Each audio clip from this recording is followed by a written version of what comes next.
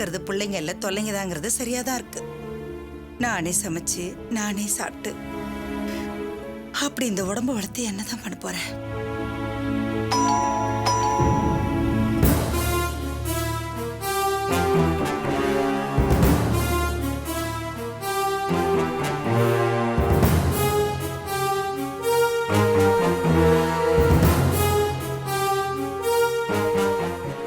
என்னத்த நீங்க பட்ட தனியா பேசிருக்கீங்க?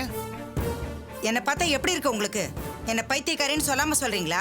ஐயோ இல்லத்த, நீ வீட்டுல தனியா இருக்கீங்க, லாவண்யா வர உங்கள்கிட்ட சண்டை போட்டு வந்துட்டா, அதான் நீங்க ஃபீல் பண்ணி பேசிட்டு இருக்கீங்களோன்னு. ஓஹோ, நாங்க இல்லாம உங்களால காலம் தள்ள முடியாது, ரொம்ப கஷ்டப்பட்டு கண்ணீர் விடுறீங்களேன்னு குத்தி காட்டிட்டு போலான்னு வந்தீங்களா? அத்த ஏன் அத்த என்ன தப்பாவே நினைக்கிறீங்க? இப்ப நான் எதுக்காக வந்தேனா? சொல்லி வச்சு உன் பொண்ணை உங்ககிட்ட இருந்து பிரிச்சு காட்டிட்ட பாத்தியான்னு சொல்லி காட்டிட்டு போலான்னு வந்தீங்களா? ஐயோ இல்ல இல்ல இல்ல இல்ல. என்ன இல்ல இல்ல இல்ல அது வந்து எது வந்து இல்லத்த. என்ன நொல்லாத்த? ஐயோ அத்த என்ன கொஞ்சம் பேச விடுறீங்களா? அத பேசி பேசி என்ன பைத்தியக்காரி ஆக்கிட்டீங்களே, திரும்ப எதுக்காக வந்தீங்க? என்ன வெறுப்பேத்தி கடுப்பேத்தவா? ஐயோ அத்த தயவுசெய்து நான் சொல்றது கொஞ்சம் கேளுங்க. உங்களை வெறுப்பேத்தவோ வேதனைப்படுத்தவோ நாங்க வரல, நிஜமாவே மனசார நான் உங்களை சாரி கேட்கணும் தான் வந்தேன்.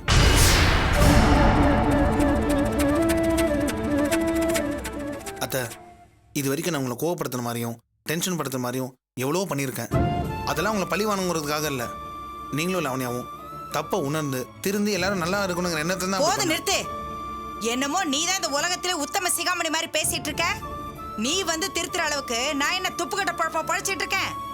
நான் என்ன தப்பு பண்ண? பெருசா திருத்த வந்துட்டாராம். அத்த நீ வேணும்னு எந்த தப்பும் பண்ணல, லாவண்யாவுடைய ஃபியூச்சர் நல்லா இருக்கணுங்கிற எண்ணத்துல நீங்க எடுத்த சில முடிவுகள் தப்பாயிருச்சு. அது கூட நான் உங்களை தப்பு சொல்ல முடியாது, இதுக்கெல்லாம் காரணம் லாவண்யா தான். எல்லாமே அவளோட தப்பு. லாவண்யா எங்களை பத்தி சரியா புரிஞ்சுக்காம சண்டை போட்டுட்டு இங்க வந்துட்டா. நீங்களும் நான் என்னன்னு பார்க்காம பிளைண்டா அவளுக்கு சப்போர்ட் பண்ண ஆரம்பிச்சிட்டீங்க. சமாதானத்துக்கு வந்த எங்களை கண்டபடி திட்டினீங்க. பின்ன பொண்ணோட வாழ்க்கையை கெடுத்தவனை உட்கார வச்சு கொஞ்சுவாங்களா? அத்த நீங்க சண்டை போடுறது கூட நான் தப்பா எடுத்துக்கல, லாவண்யாவை திரும்ப எங்க வீட்டுக்கு கூட்டிட்டு போனவங்க என்னோட பிளானே. கோவப்பட்டு பிரச்சனை பெருசாக்குறது கூட ஜாலியாக அதை சரி பண்ணிடலாம் தான் பார்த்தேன். அதுக்காக தான் வீட்டில் பிரச்சனை பண்ணிட்டு வந்த மாதிரி நடிச்சு இங்க வந்து. அந்த கோமாளி கூத்த தான் நான் பார்த்தேனே, அது உனக்கு வேணா ஜாலியா இருக்கலாம், ஆனா உன்னால ஒவ்வொரு நாளும் நான் எவ்வளவு வேதனைப்பட்டேன்னு உனக்கு தெரியுமா? சாரி அத்த, நான் பண்ணது என்னமோ தப்பு தான், ஆனா லாவண்யா சமாதானம் பண்ணி கூட்டிட்டு போறதுக்கு எனக்கு வேற வழி தெரியல. ஆக நீ திட்டம் போட்டு என்னை அவமானப்படுத்தி என் பொண்ணை என்கிட்ட இருந்து பிரிக்கணுங்கிற முடிவோட தான் வந்திருக்க. மனசுக்குள்ளவனை வச்சுக்கிட்டு வெளியே நல்லவ மாதிரி நடிச்சு எங்களை ஏமாத்திருக்க. அத்த உங்களை அவமானப்படுத்தணும், உங்களை ஏமாத்தணும் என்னைக்குமே நினைச்சதே கிடையாது. சும்மா நடிக்காத. நீ எப்படிப்பட்ட அயோக்கிய, எதை மனசுல வச்சுட்டு வந்திருக்கேன்னு எனக்கு ஆரம்பத்திலே புரிஞ்சு போச்சு. நாயோட வாழை வச்சு அது கடிக்குமா குறைக்குமான்னு தெரிஞ்சுக்கிற ஆளுங்க நாங்க. உன் நடிப்ப உன் பொண்டாட்டி வேணா நம்பலாம், அது என்கிட்ட நடக்காது. அத்த என்னால நீ எந்த அளவுக்கு வேதனைப்பட்டிருக்கீங்கன்னு நல்லா புரிஞ்சுக்க முடியுது. அது கூட நான் விளையாட்ட தான் பண்ணேன், அதுவும் உங்க நல்லதுக்கு தான். என்னது? ஏன் நல்லதுக்கா பண்ணியா? என்னை கீழே தள்ளி குடிக்க வச்சு அசிங்கப்படுத்திட்டு எல்லாம் உன் நல்லதுக்காக தான் பண்ணேன்னு சொல்றியே, உனக்கெல்லாம் மனசாட்சியே கிடையாதா? சரி, ஒருவேளை நான் தப்பு பண்ணதாவே இருக்கட்டும், என் இடத்துல உன் அம்மா இருந்திருந்தா அவளை கீழே தள்ளி ரத்தம் சொட்ட வச்சு வேடிக்கை பார்த்திருப்பியா, இல்ல குடிக்க வச்சு அசிங்கப்படுத்திருப்பியா? மாமியாருங்கிற மரியாதை கொஞ்சம் கூட இல்லாம என்ன அசிங்கப்படுத்திட்டு இப்ப வந்து எல்லாம் உன் நன்மைக்கு தான் பண்ணேன்னு சொல்றியே, உனக்கு வெக்கமா இல்ல? சாரி அத்த, நான் விளையாட்டுத்தமா பண்ணது எவ்வளவு பெரிய முட்டாள் தானே இப்பதான் எனக்கு புரியுது. இப்ப மட்டும் இல்ல, நீ எப்பவுமே முட்டாள் தான், பொழைக்க தெரியாத தெத்தி தான். என் பொண்ணை ஏமாத்தி என்கிட்ட இருந்து கூட்டிட்டு போனதுனால என்ன ஜெயிச்சுட்டு தான் மட்டும் நினைக்காத. நீ எப்படிப்பட்டவன் என் பொண்ணுகிட்ட சொல்லி திரும்பவும் அவளை உங்ககிட்ட இருந்து பிரிச்சு காட்டுறனா இல்லையான்னு பாரு. இதுதான் உங்கள்கிட்ட இருக்க பெரிய பிரச்சனையே. பொண்ணை புருஷனோட சேர்த்து வைக்கிறேன் பாருன்னு சவால் விடுங்க, அதை நான் ஏத்துக்கிறேன். பிரிச்சு காட்டுறேன், உன்னோட வாழ விட மாட்டேன்னு கோமா பேசுறீங்களே, இதுதான் உங்களோட வீக்னஸ். உன்ன மாதிரி வேலை இல்லாத வெட்டி பையலோட குடும்பம் நடத்த அவளுக்கு என்ன தலையெழுத்தா?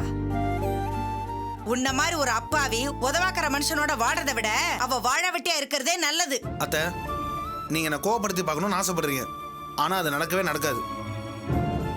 நீங்க பேசுற கேட்டு இப்பெல்லாம் எனக்கு கோமே வருது இல்ல அத்த. நானும் லாவண்யாவும் நல்லா இருக்கணுங்கிறதா உங்களோட ஆசை, அதை வலிக்காத மாதிரி உங்களுக்கு சொல்ல தெரியல. என் பொண்ணை நல்லா பார்த்துக்கூடான்னு நேரடியாக சொல்ல முடியாம அனாவசியமாக திட்டுறீங்க, கோவப்படுறீங்க.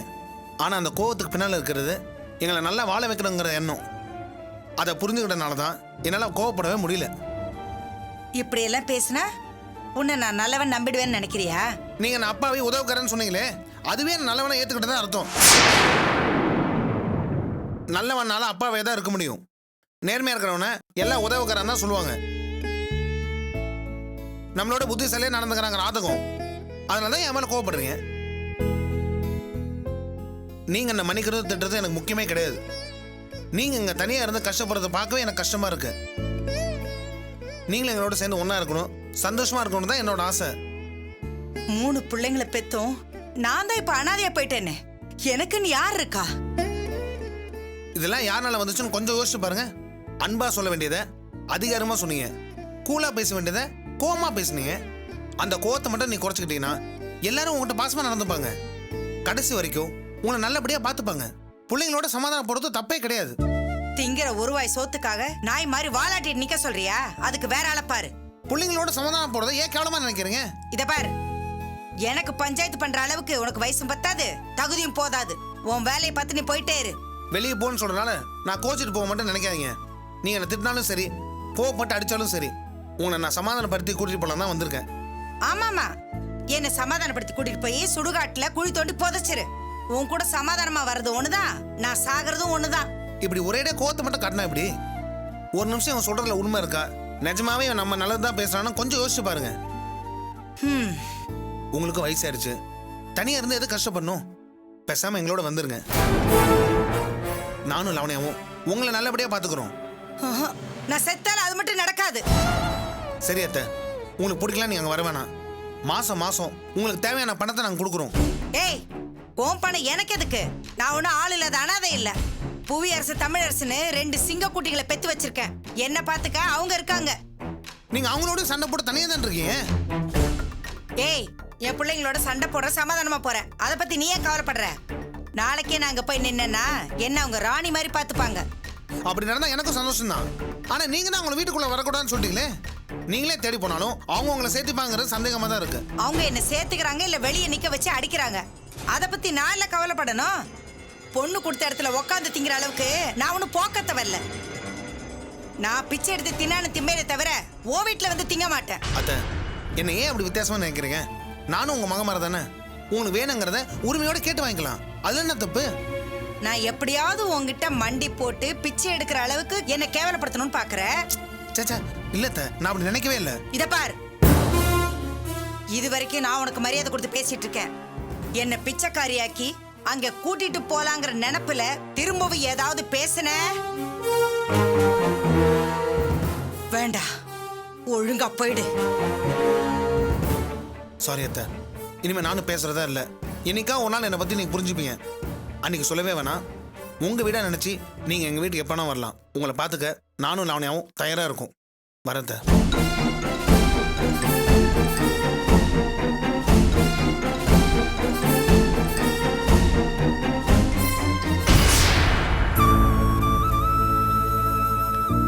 இப்ப அவருக்கு எப்படிமா இருக்கு?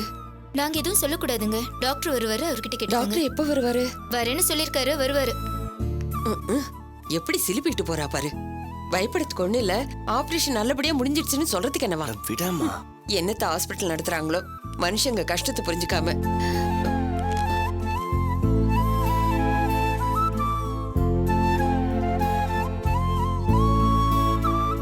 மகமாயி, எந்த குறையும் இல்லாம நீதான் காப்பாத்தணும்.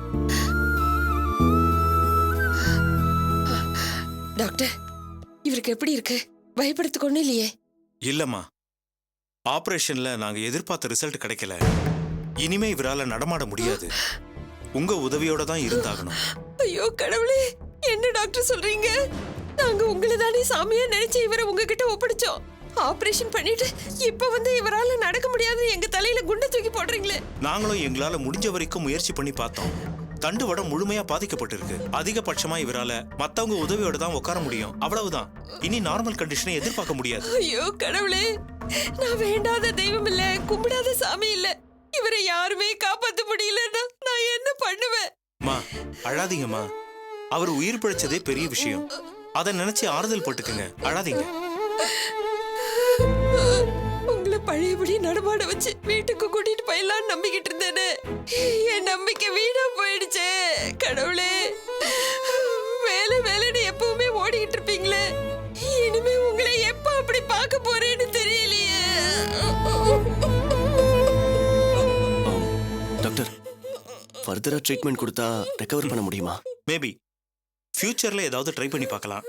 இப்போ செகண்ட் ஆபரேஷன் பண்றதுக்கு அவருடைய ஹெல்த் கண்டிஷன் இடம் கொடுக்காது.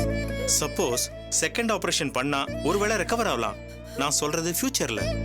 டாக்டர், பிசியோதெரபி மூலமா ட்ரை பண்ணி பார்க்கலாமா? என்ன கேட்டா என்னுடைய அட்வைஸ், இப்போ நீங்க அவரை கொஞ்ச நாளைக்கு டிஸ்டர்ப் பண்ணாம இருக்கணும். அதான் நல்லது. ட்ரை பண்றேன்னு சொல்லி திரும்ப அவருக்கு வேற ஏதாவது பிரச்சனை வந்துருச்சுன்னா சப்போஸ் அவர் உயிருக்கே ஆபத்தாயிடும். ஃபியூச்சர்ல என்ன பண்ணோங்கிறத நாங்க சொல்றோம். நீங்களா ஏதும் ட்ரை பண்ணாதீங்க. Okay doctor. அப்புறம் அவருக்கு ஒரு வீல் சேர் தேவையா இருக்கும். தலையில பலமா அடிபட்டதுனால ஓவரா ஸ்ட்ரெயின் பண்ணக்கூடாது. பார்த்து கேர்ஃபுல்லா ஹேண்டில் பண்ணுங்க. Okay doctor. இன்னும் 2 ஹவர்ஸ்ல அவருக்கு நினைவு திரும்பிடும். நேரடியா விஷயத்த சொல்லி அவரை பயமுறுத்திடாதீங்க. டாக்டர், அவரால் பேச முடியுமா? நிச்சயமா. வாய்ஸ் பாக்ஸ்ல தான் கொஞ்சம் இன்ஜுரி இருக்கு. பேசி ஓவரா ஸ்ட்ரெயின் பண்ணாம பாத்துக்கங்க. அப்புறம் அவருடைய கண்டிஷன் என்னங்கிறத மெதுவா அவருக்கு எடுத்து சொல்லி புரிய வைங்க. அவர் எந்த வகையிலும் டிஸ்டர்ப் ஆகாம அவரை பிராக்டிக்கலா இதை ஏத்துக்க வைக்கிறது உங்க கையில தான் இருக்கு.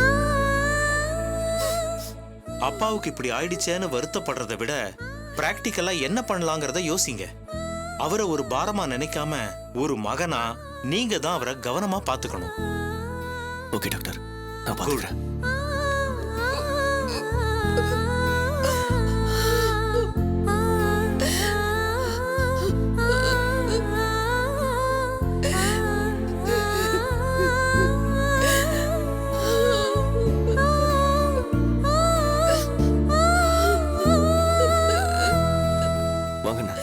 என்ன தம்பி, அப்பாவுக்கு இப்ப எப்படி இருக்கு? அப்பாவுக்கு ஆபரேஷன் பண்ணிருக்காங்கன்னு, ஆனா அப்பாவால இனிமே. அழாதீங்க தம்பி. என்னாச்சு தம்பி, ஏன் அழுகிறீங்க? அப்பாவால இனி நடக்க முடியாதுன்னு. அப்பா இனிமே வீல் சேர்ல தான். என்ன தனியா சொல்லும்? ஆபரேஷனுக்கு ஏற்பாடு பண்ணிருக்காங்க, சரியாடுவார்னு சொன்ன. ஆமாம்பா, நம்ம சோமு தான் தகவல் சொன்னான். ஆனா இந்த அளவுக்கு சீரியஸ்னு சொல்லவே இல்லையே. நீங்களே இந்த அநியாயத்தை பாருங்கண்ணே. நேத்து வரைக்கும் உங்களோட தானே வேலை பார்த்துக்கிட்டு இருந்தாரு. உடம்புக்கு முடியலன்னு ஒரு நாளாவது லீவு போட்டிருப்பாரா? எப்போ ஓடி ஆடி வேலை பார்த்துக்கிட்டு இருந்த மனுஷன் இப்படி வந்து படுத்துட்டாரு. இவரோட நிலைமையை பாத்தீங்களா? தெய்வம் இவரை இப்படியா சோதிக்கணும்?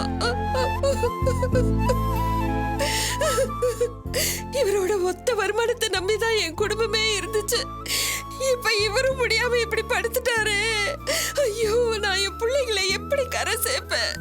கல்யாண வயசுல 2 பிள்ளைங்களை வச்சுக்கிட்டு நான் என்னெல்லாம் கஷ்டப்பட வேண்டி இருக்குமோ தெரியலையே. நான் இவருக்கு வைத்தியம் பாப்பேனா இல்ல என் பிள்ளைங்களை காப்பாத்துவேனா? கண்ணை கட்டி காட்டுல விட்ட மாதிரி இருக்கு. வருமானம் இல்லாம என் குடும்பமே நடுத்தெருவுக்கு வந்துடும் போல இருக்கு. அம்மா, நீங்க ஏம்மா அப்படிலாம் நினைக்கிறீங்க? தைரியமா இருங்கம்மா. உங்களுக்கெல்லாம் அப்படி ஒரு குறையே வராது. எதுக்கு அவங்ககிட்ட பொய்யான ஆறுதல் சொல்லிட்டு இருக்க? அவங்க பயப்படுறதுல ஒரு விஷயம் இருக்கு. இப்ப இருக்கிற கண்டிஷன்ல மாணிக்கம் பிசிக்கலி அன்ஃபிட்டு. அப்படியே குணமாகி வேலைக்கு வந்தாலும் லாங் லீவுன்னு சொல்லி டெர்மினேட் பண்ணிடுவாங்க.